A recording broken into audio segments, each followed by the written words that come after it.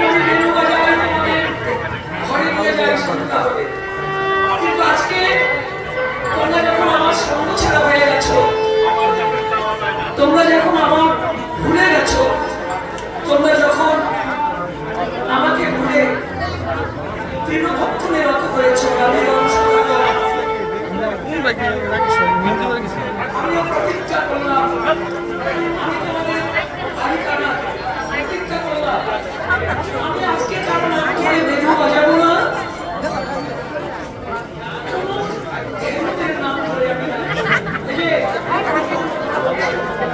আমি দেখতে চাই ফেরার কথা আগে গুরুত্বপূর্ণ না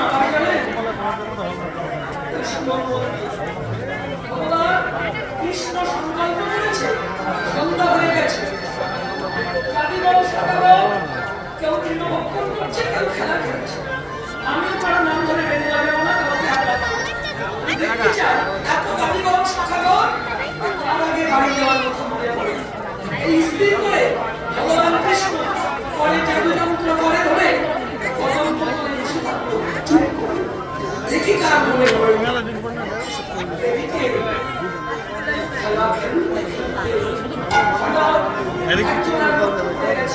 এই মা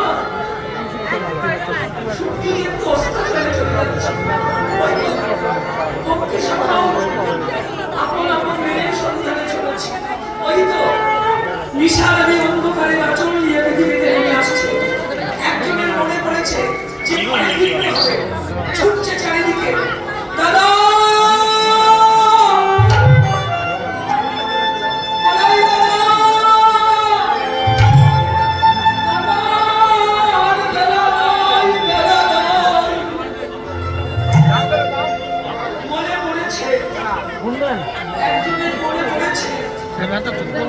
জানি আমি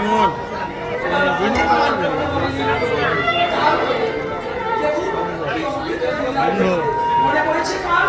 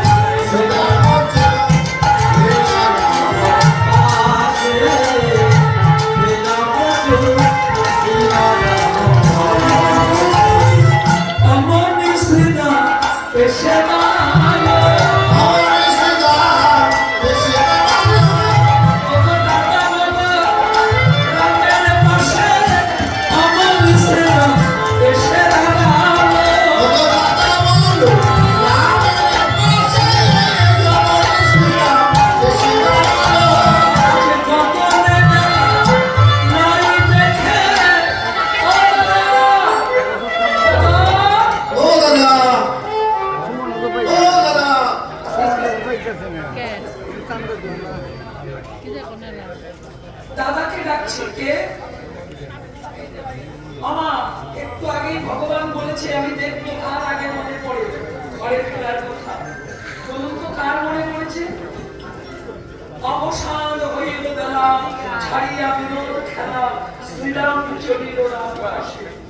তাহলে বেলা বসে যাচ্ছে কিন্তু মনে পড়লো কার? শ্রীরামের। বা প্রণাম। আচ্ছা যদি প্রশ্ন করা হয় এত সখা ছিল বৃন্দাবনে কারো মনে পড়লো না, শ্রীরামের কেন মনে পড়লো? দেখো কীর্তনটা কথা ভবানী কীর্তন কেন পদ বলি দিয়ে ভক্ত আসলো। এত সখা ছিল কারো মনে পড়লো না, পড়লো কার? শ্রীরামের। কেন শ্রীরামের মনে পড়েনি তোমার? স্বয়ং ভগবান কৃষ্ণ শ্রীরামকে মনে করিয়ে দিয়ে আমার মতো অজনহীন জীবকে অমৃত ভোজন শিক্ষা দিয়েছে। শিক্ষাটা কি? ওই শ্রীরাম শব্দের ভিতরে শিক্ষা। শ্রী রাম, একটু বিশেষণ করুন। শ্রীরাম, শ্রীরাম যদি সন্ধি বিচ্ছেদ করা হয় ভাগ ভাগ করে, শ্রীযুক্ত রাম, শ্রী অর্থে সুন্দর, দাম অর্থে জিনিসটার দাম কত মানে মূল্য, আবার দাম অর্থে কান্তি, দাম অর্থে শোভা, আবার ব্যাকরণ বলছে নাম অর্থে দেহ। শ্রীরাম শব্দের অর্থটা কি দাঁড়ালো? সুন্দর দেহ যা শ্রীরাম নাম হলো। তত্ত্বটা কোথায় দেখো? তাহলে আমাদের জীবনটা শ্রীরাম থাকে কখন? শিশুকালে না, বৃদ্ধকালে না, কখন? যৌবন সময়ে। তাই যৌবন সময়টাই উপযুক্ত ভজনের সময়। কেন? 24টা তত্ত্ব পূর্ণ থাকে। কি কি? 10টা ইন্দ্রিয়, পঞ্চভূত, 15টা, 6টা ঋতু, 21টা, আর মন বুদ্ধি অহংকার, 24টা তত্ত্ব পূর্ণ থাকে কখন? যখন লেগে থাকে পূর্ণ যৌবন। আর এই সময়টাই হলো ভজন সাধনের উপযুক্ত সময়। তাই ভগবান শ্রীরামের ঘরটাকে যৌবনে পেতে হবে। তাই শ্রীরামকে মনে করিয়ে দিয়ে ভক্ত জগৎকে শিক্ষা দিল, পরে মন পরপারের ঘরে যদি যেতে চাও ফিরে যৌবন কালে দেব শ্রীরাম থাকতে থাকতে চরণ আশ্রয় করে তাই বন্ধু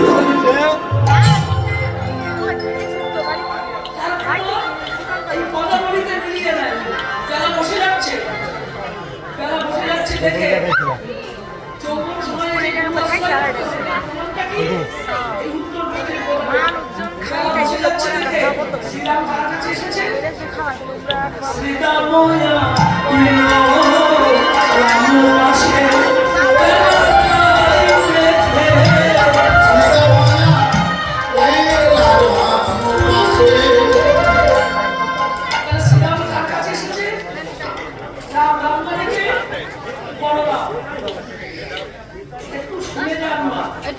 কথা বললে কীর্তন বোঝা যায় না তো, বাবার বললেও খুব কষ্ট হয়। আপনিও কষ্ট পাচ্ছেন। শ্রীরাম কার কাছে এসেছে?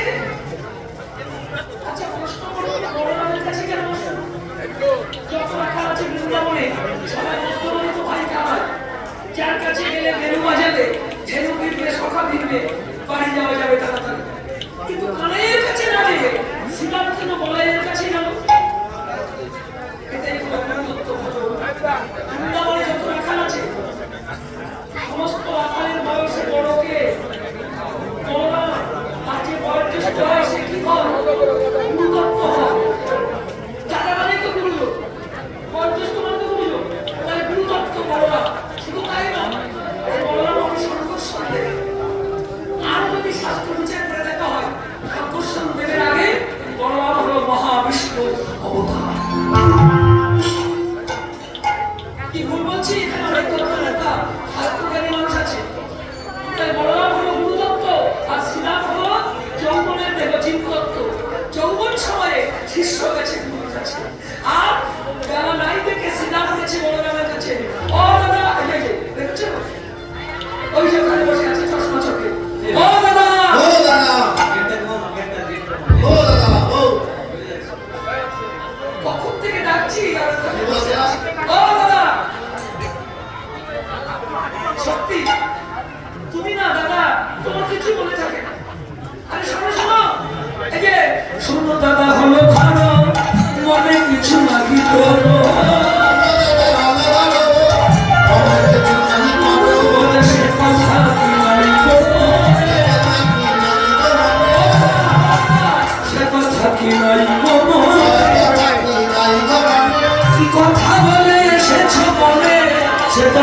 নাই গো মনে কি ভালো এসেছে মনে সে কথা কি নাই গো মনে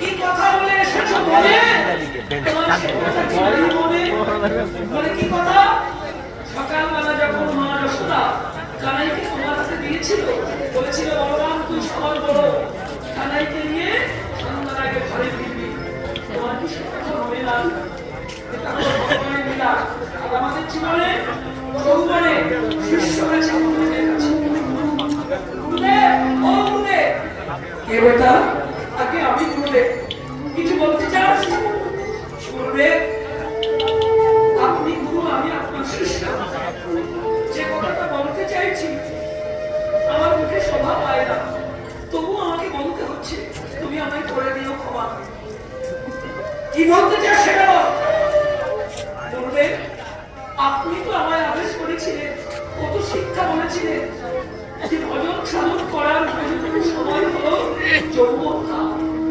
কিন্তু গুরুদেব আপনি তো দেখছি সারা জীবন ধরে শুধু শিষ্য শিষ্যা বাড়ি যাচ্ছে আর ভজন সাধন নয় শুধু শিষ্য শিষ্যা বাড়ি যেয়ে প্রণামী নিয়ে গাড়ি বাড়ি করছেন আপনি তো বৃদ্ধ হয়ে যাচ্ছেন ভজন সাধন কবে কবে যৌবন যে না বেলা যে বসে দাঁড়ায় গুরুদেব চোখ তুলেছে ঘরে ঘরে ঘরে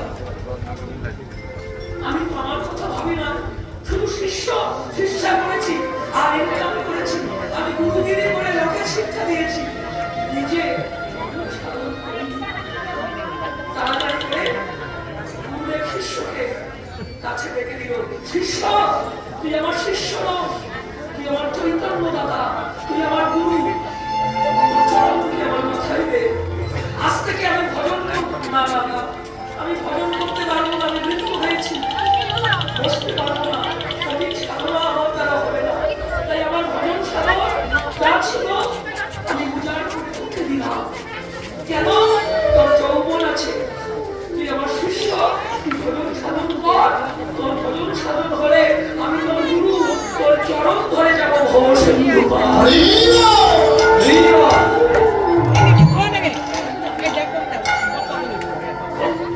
এই জন্য গুরু আগে শিষ্য ঈশ্বর প্রাপ্তি হয়ে যায় সেরকম ভাবে প্রমাণ আছে না গুরু অন্ধকারে কিন্তু শিষ্য ভগবান প্রাপ্তি হয়ে গেছে।